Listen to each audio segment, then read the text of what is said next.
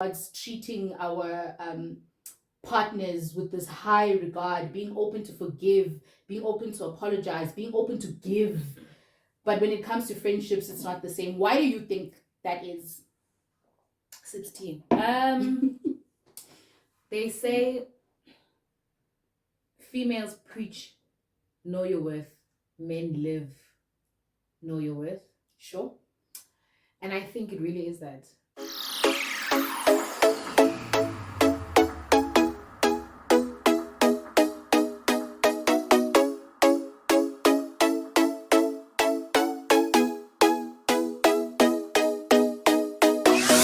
Hi team, welcome back to another video and thank you so much for coming back. If it is your first time here, andiswa.mojapelo, and on this channel we talk about all things related to managing our money and adulting in general. So if that sounds like your type of conversation, please check out all our other content.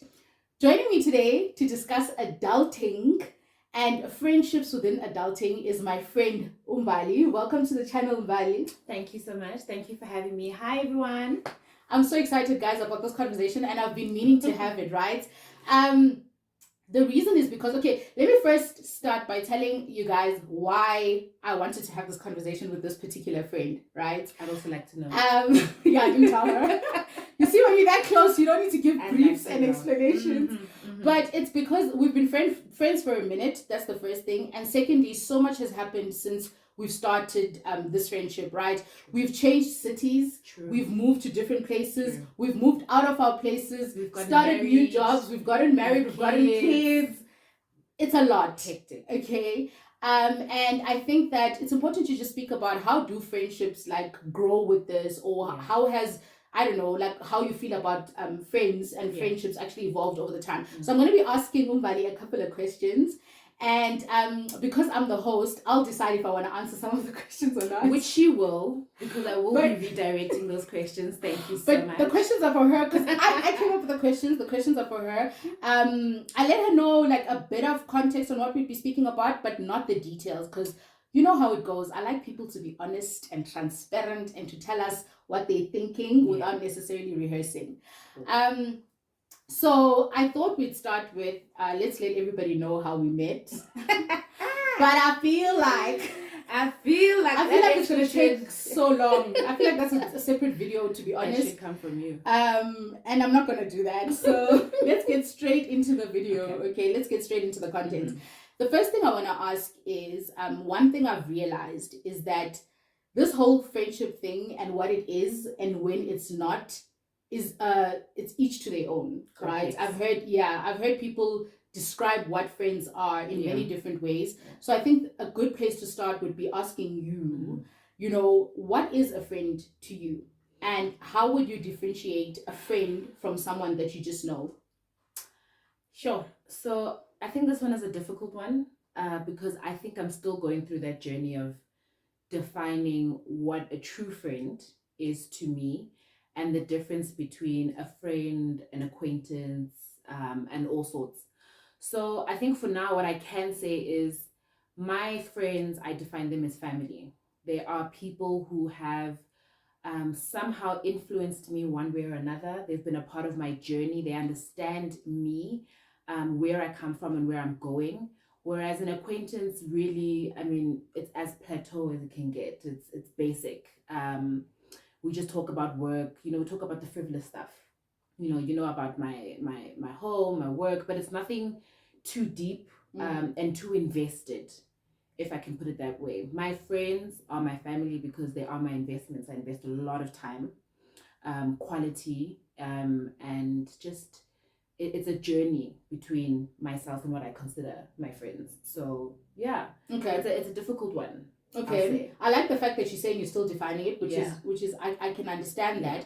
But is there anything in particular where if this thing happens, you've now crossed over from being someone I know to a friend? It could be something simple where if you're my friend, we've probably done this together, or we have this, or we do this. And if we haven't done that, or we haven't gone through that, then you're probably not a friend. Just something simple. Can I start like with mine? Sure. Right? Go ahead. Something simple. For me, if you haven't been to my place or my home, we're not friends. Okay. There's lots of people that I hang around with outside and we meet for dinner or we do things, but I've never taken them home. So for me, that's one of the things where if you've seen where I sleep and where I live, then you, but I know some people host stuff. Yes, so I'm exempt from that one. I'm like, ooh. So, my people stay coming over, but okay. So, anything else for you? On that note, I honestly think the level of comfort in conversation. I know how to have a conversation with someone without having to go into detail about who I am and my journey. And if I feel comfortable at any stage, whether it's we've gone out, I'm at your place, you're at my place, wherever it is, but we have a genuine, deep conversation about who I am, where I come from, what's happened in my life. You, like you know about me, not about a topic that not about a topic, but about you, not about something you've heard in passing, something that really has something to do with me and all of me. Then I consider you a friend, because I don't tell everyone about my business. Okay, yeah, I'd say that that's a good way of telling that one has crossed over. And that's the interesting thing about people who are able to hold a good conversation. We can speak all night. The whole night. And you leave knowing nothing about me. Absolutely nothing. At the end, you're like, actually, can I get your cell phone number? And I'm like, oh, yeah, sure. By the way, there's that. Because, no. Yeah, I get you. I get you. Close. Yeah, I think that's a good way of telling the difference.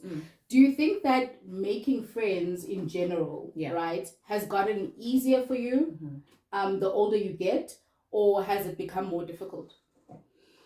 I think it's both. And I'll say both because I think it's always easy to make friends. I'll speak for myself. I attract people and I attract relationships fairly easy. So for me, that's not a concern. It's the maintenance of friends. It's actually keeping them that becomes difficult the older I grow. And what was the purpose of us being together to begin with? What brought us together?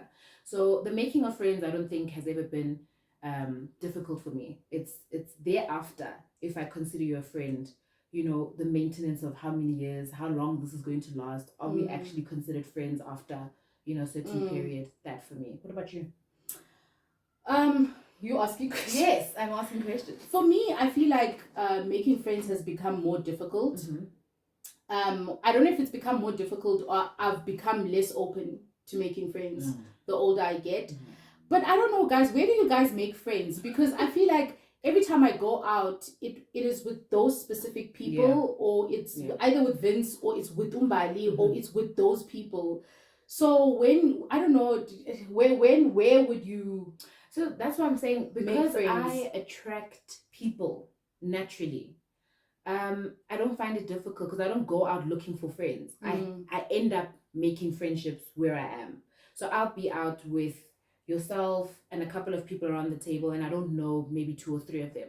But by the end of that night, someone wants my cell phone number so that we can continue talking going forward. And sometimes it's shocking where this person is actually around for longer than I expected. I didn't think that we'd become friends, but then we end up becoming friends. So for me, that's where it is. It's not that I'm open to, let's meet a new friend. No. No. It's just, I think it's super easy for me to talk to people, and people talk to me, and then somehow that becomes misconstrued as, hey, let's hang out, and that's fine. It does happen. But then when we end up becoming friends, it's not because I had planned to be your friend. It just happens. It genuinely just happens. Yeah. So I think for me, I've also been in instances where that exact instance where like there's someone and there's other people, but I feel like for me, after the hey, let's hang out, no, that's what I'm saying. You're not gonna do, okay, maybe let me speak for myself. I'm not gonna go all the way out to make sure that after this evening we're going to go meet up again next week.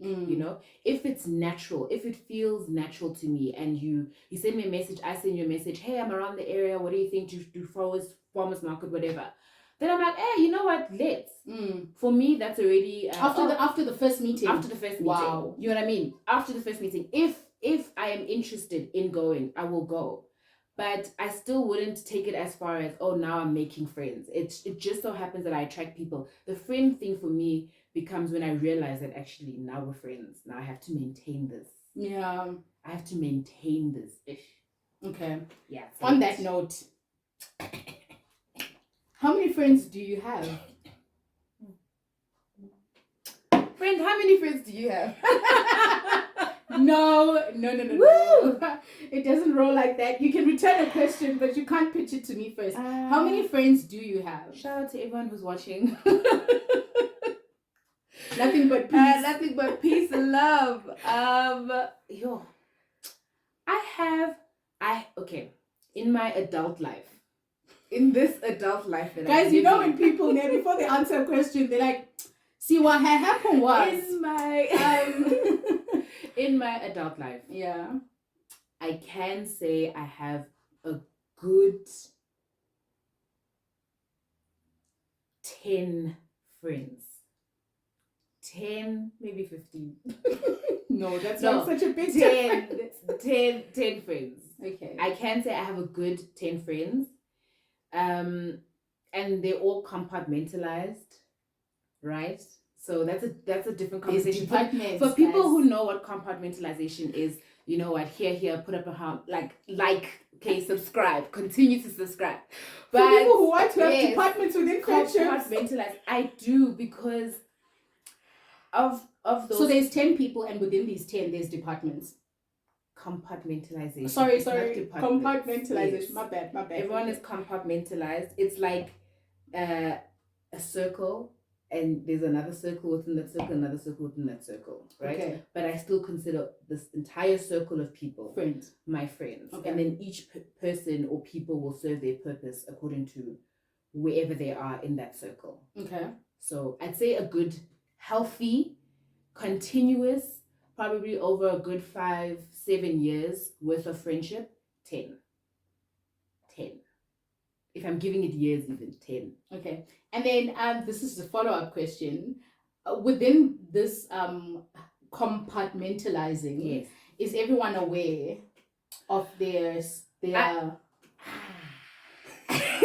No, look, I would think they are.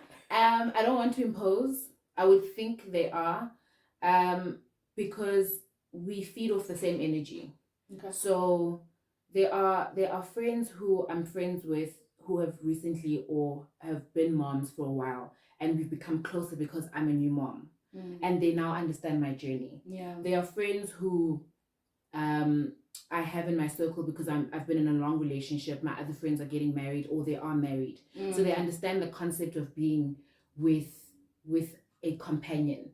And what it means to be friends within that realm, because that's a different realm in itself. To have someone who you call your partner, your husband, your best friend, and then still have time to have friends. You know, those people understand where I'm coming from. So I think people know. It's not that I'm telling them that you're this, but yeah, of course each person has, I think they understand what purpose they serve in my life for that reason, whatever journey I'm on, or whatever season I'm on. Yeah.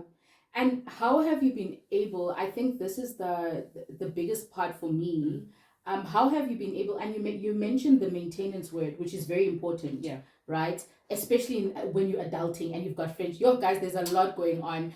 And I know that I watch different videos, and the thing is when someone says, you know, when Mbali walked in, she's like, I'm like, how are you? She's like, I'm just tired. And I've watched so many YouTube videos and I've spoken to so many people, and they're just genuinely tired, and we're all tired. How do you, within this being tired, maintain friendships? You know, as life gets more tiring and you add on more responsibilities, you're now a mom. So you've got the little one who needs all your attention and all your time. How do you balance, and how do you maintain these 10 people? So the goodness of the good 10 friends that I have is that we're all busy, we're all tired, so we all get it. Okay, it doesn't have to be explained. Like, we are tired people. We spend enough time doing check-ins as much as we possibly can. And it's no offense to anyone who hasn't done a check-in, because that means that something's happening. Maybe it's my responsibility to do the check-in this time around. And I think it's now past the younger adult phase where, you know, maintaining friendships was all about going out and seeing each other and spending money and spending time together and being in the same vicinity to consider that some sort of maintenance. Now it's generally just a phone call. How are you? Are you good? What's happening? And those phone calls are an hour. Thank you so much, WhatsApp. Thank you, WhatsApp. It is the text. It is the friend, when are you available? This is my schedule. I have this happening for Guys, work. we book appointments. We It's book so appointments. crazy. We Like, book appointments. And sometimes when people say that, well, I used to think, you don't really, like, people don't mean it literally. No, we really book appointments. 100%. What does your diary look like in June? I have my anniversary. Sure. I have this birthday. I have this. So, okay, what do you think about August? What do you think about July? And you just put a date. Because if you keep telling yourself that, no, don't worry, I'll see you when I see you, you'll never see this person. Yeah. You know, so it's making time for them. And also them just understanding that you're busy. Everyone's busy. Guys, people are busy. We're busy and we're tired. So, we're busy and we're tired. So, it's not easy. It's not easy being a new mom. It's not easy working, especially in corporate. It's not easy. Also just having to be a daughter and and then a partner and a sister and all these crowns different that we roles, have to wear, you know. And an employee, a business owner, a side hustler. It's a lot. An influencer. You know? So crazy. Hey, it's a lot. I think you've put it well, and I also think I always say that one of the ways that I get away, because everybody knows I struggle with balance, but it's a work in progress. Because now that I've put it out there, I think I'm consciously working towards it. And I think what has helped me as well is having people around me who are also busy and who are also occupied. I honestly don't have someone in my circle who's demanding my time or who's not understanding where I'm at and what I need to do and what's on my plate. Because like you said, we all tired, we all busy. So it's the same case all around. What would you say, since I've now exposed mine, what would you say like is one of the traits that you have as a friend that you are working on that you think is not so great? I'm not going to say a bad trait or a toxic trait, but something you are aware of. It's toxic, guys. You must admit. You must go within thyself. Toxic. Which video was I watching where someone was like, guys, everybody has a toxic trait, and if you think you don't have one, that's toxic. That is toxic. And I was like, agreed. I don't know whose video I was watching. Maybe you guys have watched it, but the individual was like, if you say I have no toxic traits, then you are toxic for the fact that you think you don't have toxic traits. Maybe that is my toxic trait. What are you working on as a friend? I'm working on my communication. I think I assume too much that my friends either know what's happening in my life, or know what's happening with me. That could be emotionally, mentally.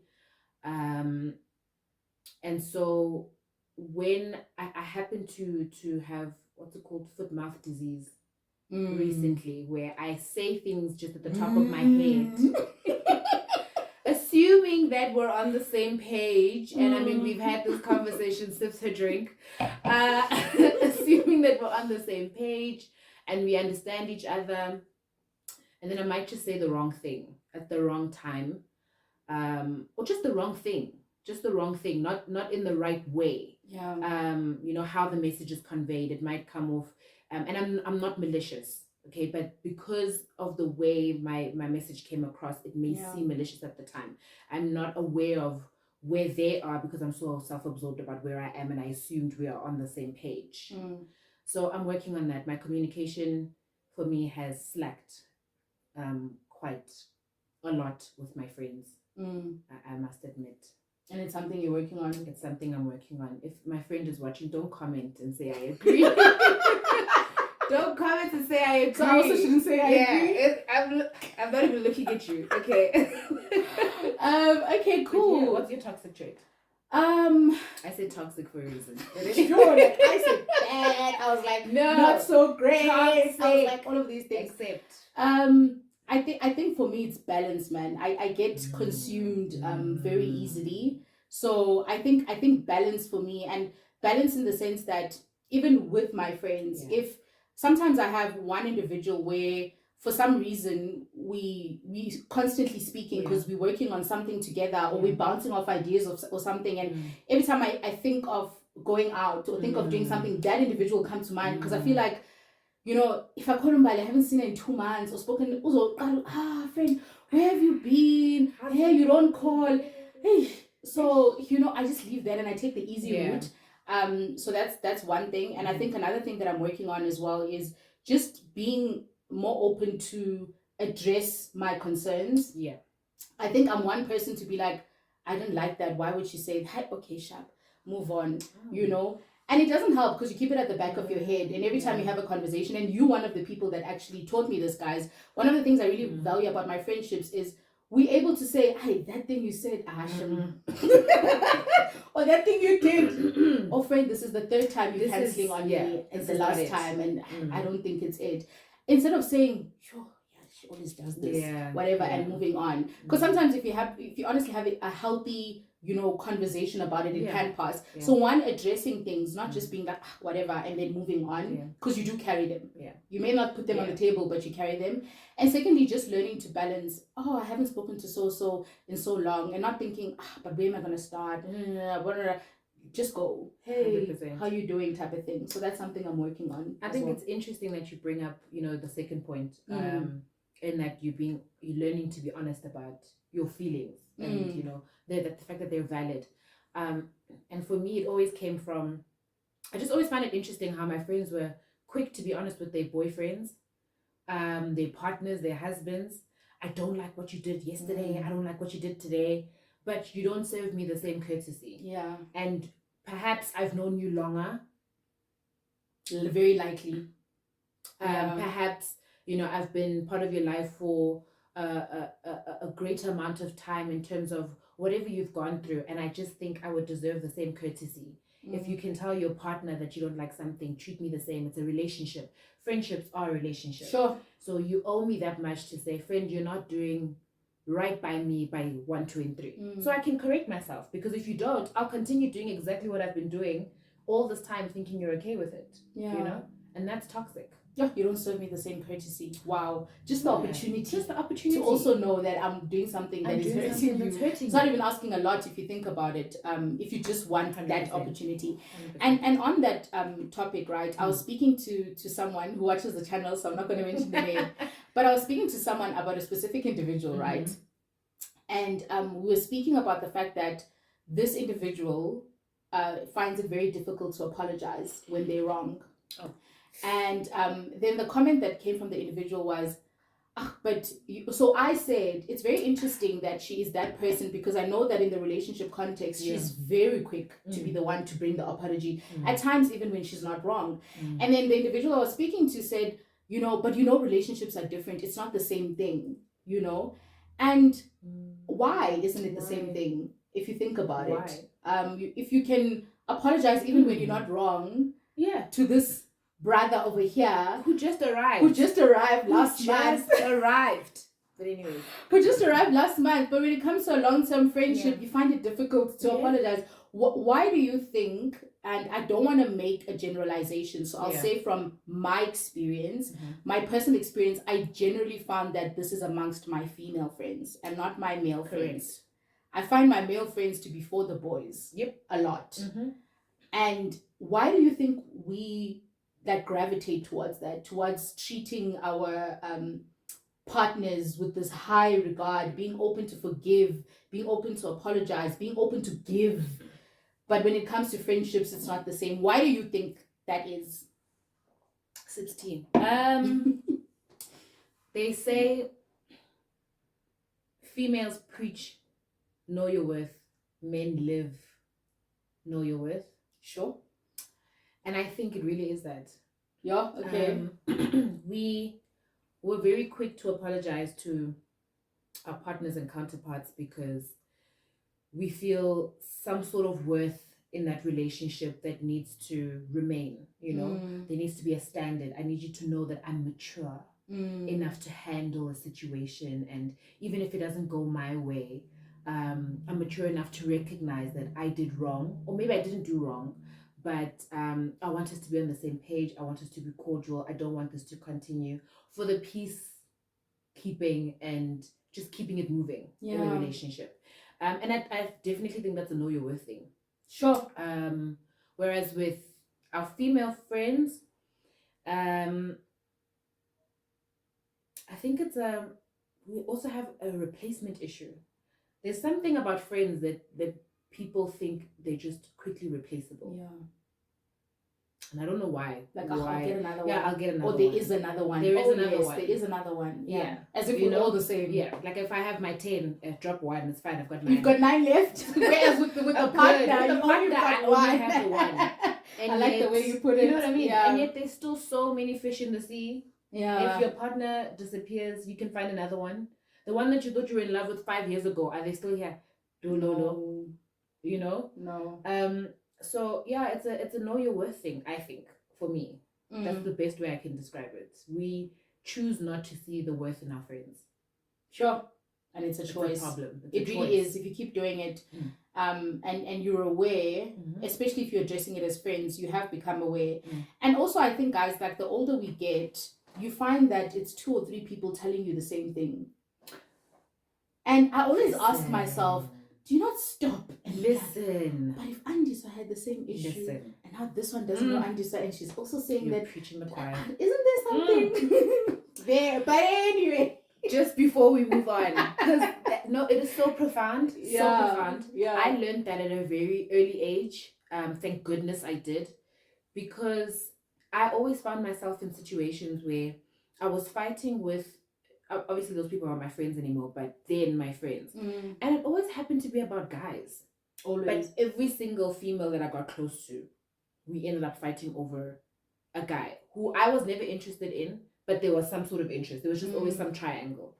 And I kept saying, to one of my friends that, dude, I can't believe it's always me. People are always coming after me, It's the pretty girl syndrome. You think you're the ish. And then one day she said to me, you can sit there and tell yourself the first time around, no, it's always me, it's always me, it's always me. The second time around, you can perhaps think about it, but it's always me, it's always me. The third time, you need to ask yourself, why is it always me? Yeah. Why are you always the center of a problem?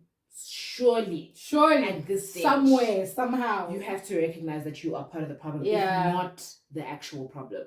And it was a hard pill to swallow. Yeah, I swallowed it down with champagne. Just that is a hard one to swallow, but I think it's so important to, and also, guys, just we don't want to leave this topic there. Also, with that of having many people tell you the same thing, another thing that I'm starting to notice now, especially interacting with a lot of people on a professional front, whether it's through managing people, being managed, having different relationships within the workplace, a lot of your traits will overlap in the different areas of your life. True. So those toxic traits, if you want to call them toxic traits, fix them, address them. Because I've found that, I'll meet someone on a professional front and they'll behave in a certain way.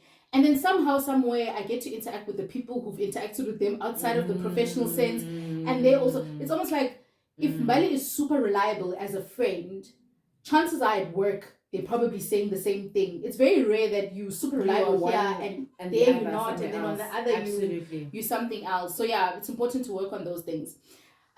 Speaking of things that don't go necessarily well in friendships. Hey, there's this new thing now. Yeah, they are. Hey, there's this new thing now, guys, and unfortunately, if you're in the public eye, we experience your breakups live. There's been a lot of friendship breakups that we see. People unfollow each other. People stop inviting each other to things, and it can get quite hectic. And I always wonder what's happening in the background. We just see the unfollowing, the deleting of the pictures and all of those things when we knew that you guys were close. Have you ever gone through a friendship breakup? I have. In my adult years, very recently, I went through one. Many years ago, I went through one. The many years ago one was very public. public, toxic, to the point where actually I cried to my mom about that friendship, because it was just, for me, I could not believe that it was the end and how it ended. It was just very toxic. In hindsight, I'm obviously happy it did, but I was torn. I was young and I was just like, I can't believe this is what friendships do, and it hurts. It's just oh, I don't want to do this ever again, all the stuff. And I think it also hurts that it's hurting. Yeah, that hurts. Because you have my boyfriend, and what hurts so much? I cried over you. Yeah. The most recent was the craziest one, because it naturally happened. It fell off. No conversation. Wow. No, you do you, I do me. No, what is the problem? What happened to us? Absolutely nothing. No one bothered to say hi, how are you, what's happening. It was as amicable as it could be. It wasn't after a fallout. It wasn't after a fallout. Wow. I think we were just both recognized that it wasn't working, and no one was willing to open the can of worms again, just to see if perhaps it could work. We realized that it wasn't working, and no one wanted to have the conversation, and I think we're better off for it, I would assume. But yeah, that one was shocking. I had no idea I could leave a friendship like that. Yeah, where we don't talk. We just don't talk. We don't talk. Wow. Yeah. Wow. It's a bit weird, but and I guess the reason in those cases would be because of a series of things. I think if it gets to that, it means there's enough that has happened. Correct. Let's just and it's not because we've had previous fallouts either. I think that's the strange thing. It's just we've had situations where we've spoken, and I voiced my feelings, they've voiced their feelings, which were validated, and then we've moved forward. But I think it was recognizing that it's just not the same, and it's too much work to try get it there or better, and so it literally just ended. It just ended. It was no hard feelings. It was, if a birthday went past and nobody said happy birthday, it wasn't top of mind. It ended. It's probably the weirdest one I've ever gone through, but hey, I'm better off for it now. So I do have a friend who's broken up with a friend, and the way she did it, guys, she literally set up time with this individual, and I'm sharing it for anyone out there who has a friend that you care about, because sometimes you do care about 100%, a person, but 100%. you can't have them in your life anymore, and it's not something that can be fixed. So she literally set up time with her friend, and she said, hey, can we meet up for lunch? Okay, cool, sharp. Met up for lunch, and she's like, fam, because of 1, 2, 3, and 4, I really feel it's not working. It's not, and I don't know where you are in terms of, are you also hurting and not saying anything? Yeah. But for me, it's becoming a bit toxic. So I think it's okay, actually, if you and I don't see each other or communicate anymore. And I was like, wow. Brave. And she paid for lunch and left. And I was like, wow, guys. Wow. But it goes to that courtesy thing of yours as well, where we've had good times. Yeah. And, we've had good times and all of that stuff. So let's get to a point. And I think what she was trying to avoid is there was a lot of maybe pretentious things happening where let's cut it. Yeah, it was just not needed anymore. Let's cut it. Let's both not act up, and let's just go. So yeah. Kudos. Friendships and adulting. Kudos to you. Hopefully something a bit lighter now, because that was very deep. Is there anyone out there, or are there any people out there who are your friend? They're my friend. They're your friend. They consider you as a friend, sorry, but you don't see them as a friend. So the relationship is one-sided. There are a couple. And I think it's misconstrued by the fact that we are friends with someone mutual. So there's almost, I can't say desire, I don't have the right word for it, but there's some sort of inclination from them to feel the need to speak to me because we're friends with andiswa, and it's not necessary. It's okay. We're andiswa's friend. We're not alright. It's okay. We're grown. We're grown. So there are a couple, but it's no hard feelings, I think. And I wouldn't know if I'm that to other people. True.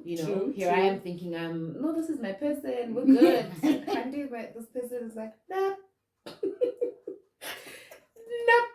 not really. Not today, son. Not Nah, today. we're good. Yeah, true. But yeah, I think I do have a couple, not many.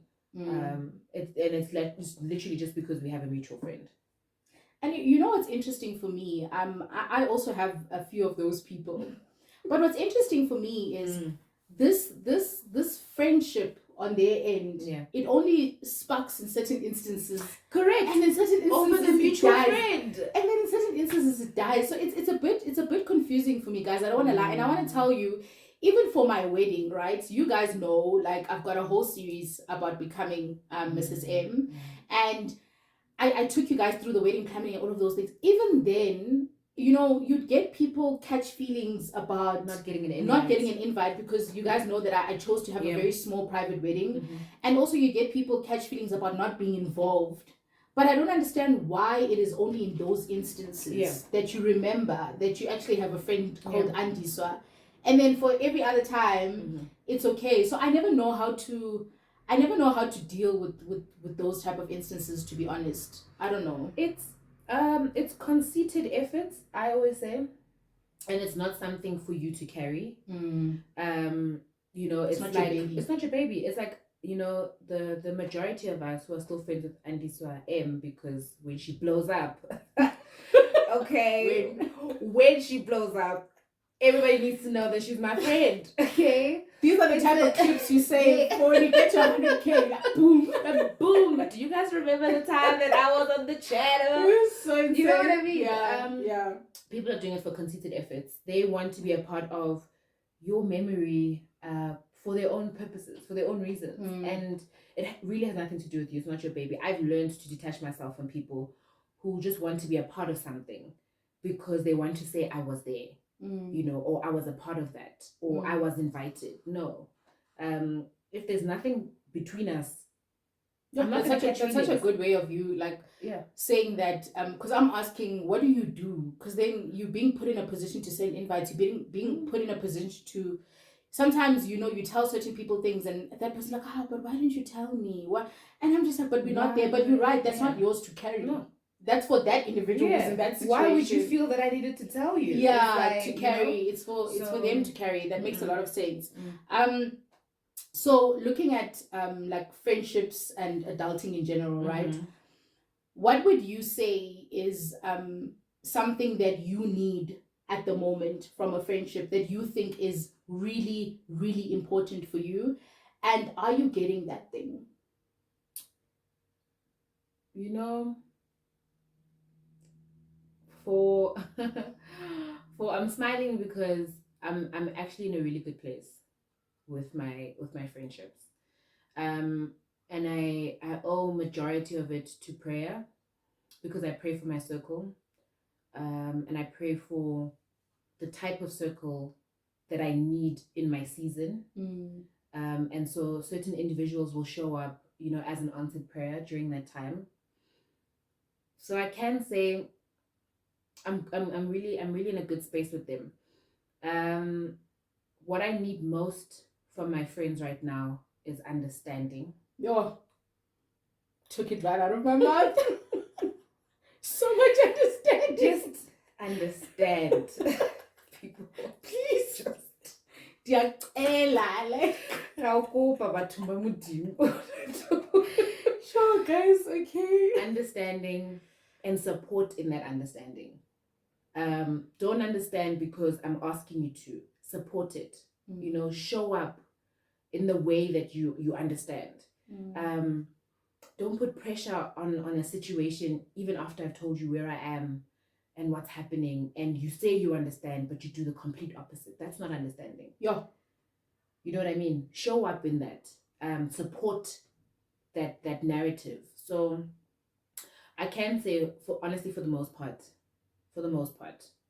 I'm getting that from my friendships. There's one or two, but it's not dire. I also think it's me having to recognize their season in their life and perhaps what they need. And not be so self-absorbed in wanting my part to be understood, but also how do I help you? How do we help each other? Yeah. You know, how do we meet halfway so that you're getting what you need from me and I'm getting what I need from you versus what I just need right now. Yeah, but I'm in a good place. Wow. Yourself?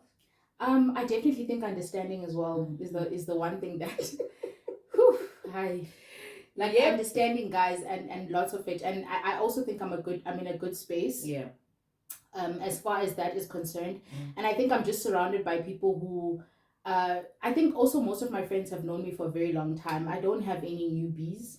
So I think that I always say to Mbali that for me, when it comes to relationships, I work on a cost benefit analysis. I know it's an economics thing, but yes, I work on a cost benefit analysis when it comes to friendships, and you pour in and you take out, right? 100%. So there's the benefit and the cost. And I just need understanding in the sense that hopefully I've poured enough when I could. Yeah.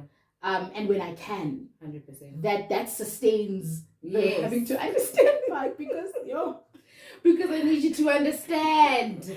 Because sometimes you can't pour because you don't have anything. You don't have anything to pour. You don't have anything to pour. You're running dry. You don't have the capacity to. And I hope then again for support and understanding. And also I think I'm not a crybaby in a friendship. Yes. I believe. So it's not like, because also there's those people who are just like understand, but on their end, always demanding, always demanding, not giving you time, not giving you space. You have to be here at a certain time. I have to see, why haven't you? I'm not also not that person. So it's not like I'm asking for something that I do not give back, right? I just thought about this now. This is supposed to be the last question. But someone that I was speaking to about finances actually brought this up, and I thought it's such a good question to ask. How do you maintain, or I don't think relevance is the right word, but for the lack of a better word, I'll use relevance now. How do you maintain relevance in people's lives as their lives evolve and improve? Because the andiswa that you knew maybe then is now into different things, now enjoys different things, either because she became or because finances took her to that level, or whatever it is, but people's lifestyle changes, the way they live, what they eat, what they enjoy.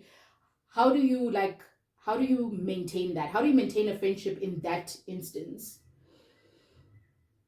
It goes back to what we're talking about, support and understand. I think maybe to answer it fully, it's twofold. You need to have some sort of self-awareness that the world doesn't revolve around you and what you like. And as a result, even you change, so the people around you will end up changing. So you can't hold people to what you liked about them then. For example, if you're the friend that I was always drinking with, and one day you wake up and you say, I don't really like alcohol anymore, I'm not feeling it. It can't be based off the fact that you're friends with me because all we do is drink. You kind of have to move along with wherever they are in their lives and their journey. But I also think, it's supporting and understanding where they are and being happy for them and supporting that in that time. So, I always say the thing about me is I love celebrations, right? I love a good time, okay? But a good time, I think people don't get, is that I'm celebrating everything and anything. If my friend is getting a new place, if my friend is getting married, if my friend is starting a new diet, if my friend is starting a new job, if my friend got a new cell phone, whatever my friend is doing, I celebrate it as though it were me. Yeah. I fully engulf myself share in that and share in that achievement. I share in their happiness. I share in their joy, because that's who you are at the time. That's what you've achieved. That's what you're doing. And I have to recognize that. For me, that's relevance, is moving with the person. Even if you're not there, it has nothing to do with you. There's no bearing on what you haven't achieved or what you're not doing or where you are. It's simply just celebrating the person for who they are and where they're going and who they are at that time, in that season. So I fully engulf myself in my friends. Whatever is happening in their lives, I'm there. I am there. If you are having a baby, we're having a baby. If you're buying a house, we're getting a house. I have a bedroom. If you are, whatever it is, I'm there for it. Yeah. I'm fully there for it. I support it 110%. If you're getting a new job, we're getting a new job, which means we're getting a raise, which means we're going on holiday, which means amazing places, which means you're covering the bill. I mean, it is so vast, so many options, so many things. But really, I celebrate all that you are in that season, through and through. Yeah, that's my thing. Yourself? And I think also, before I answer that part, I think for me, like, it's so important the way you start, in the sense that it's about knowing yourself first. Because I feel like when you battle with other people's achievements and what they are going through and how they are progressing in their lives and what they are doing, there's sort of like an emptiness in you that is now void. And now when you look at other people progressing and doing things, you're like, what about me? But 100%. If you know what you're about, what 100%. You're doing, it's on your own time, your own time.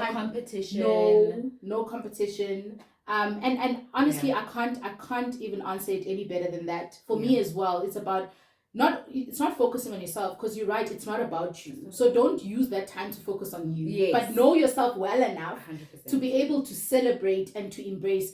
And guys, don't try and just jump on all these wagons. You're gonna get tired. Because I was watching a podcast, a very famous one, so you guys probably watched that episode, where someone said they broke up with a friend because every time she'd do something, that friend was also doing it. So she'd be like, when I got married, she was also like, friend, I also think he's gonna propose.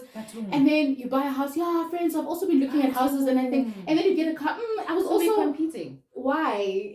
Like, why are we but how can you even compete with stuff like relationships? Because relationships grow differently, they progress differently. It's insane. Now I have a husband, you want one. I have a child, you want one. I have so for me, it's definitely that. It's focusing on yourself and knowing yourself well enough.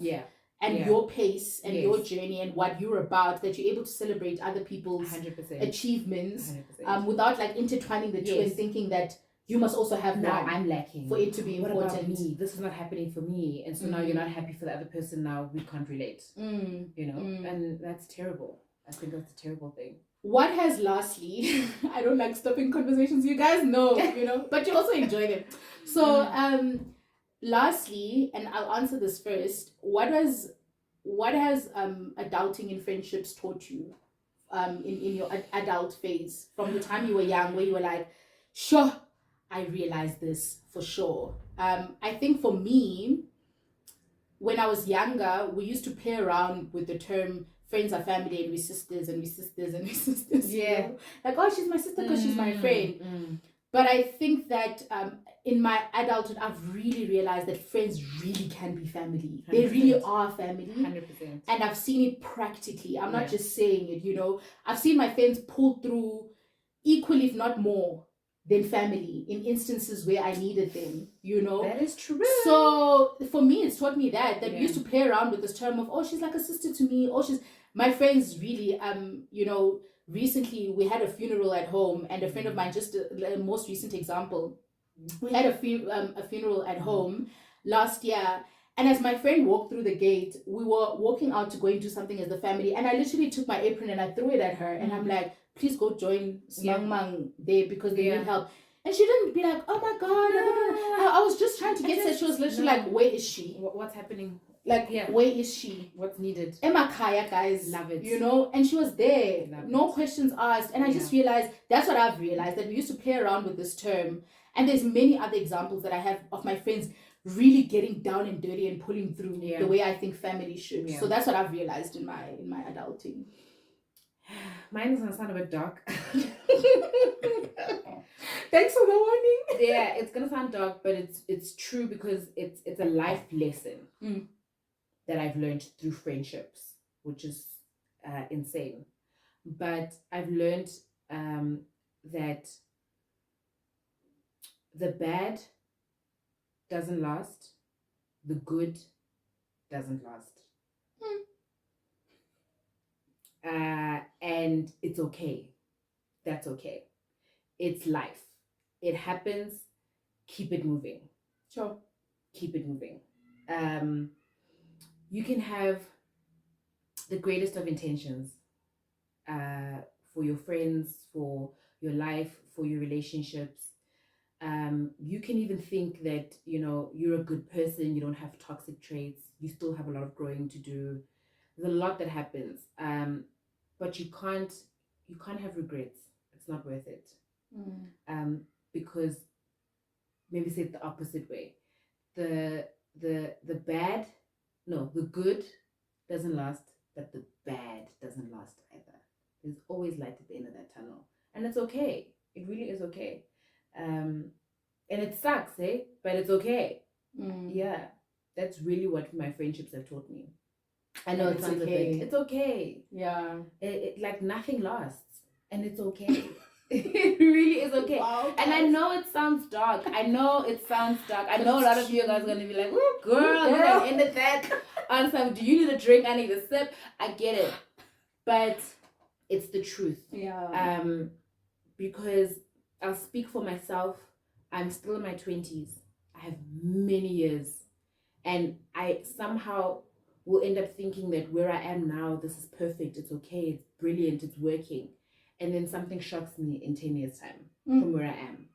And I never in a million years would I have thought that situation would happen. Yeah. I have now exempt myself from that. I don't think that way anymore, where I'm just stuck in my ways. I'm more present and accepting of where I am and enjoying the present so that I don't have regrets in the next 10, 20, 50 years. Because nothing lasts. Nothing lasts. Sure. Okay. And I think that's such a great way to end it, guys. Yeah. And what I got from there is no matter how little, no matter how small, it's okay. Yeah. Like it's okay. None of it lasts, and that's also okay. That's okay. And I think we need to be open to that. 100%. Thank you so much for joining us for this conversation, and thank you to you for coming. I hope you come back. Thank you. I will be back. I will be back. So please, I will be back. Thank you so much for joining us for this conversation, guys. I really appreciate it as always. And don't forget, if you enjoyed the video, give it a huge thumbs up, and don't forget to consider subscribing if you haven't, so we can see you in the next ones. Bye. Thank you. Cheers. Cheers. Have a drink on us.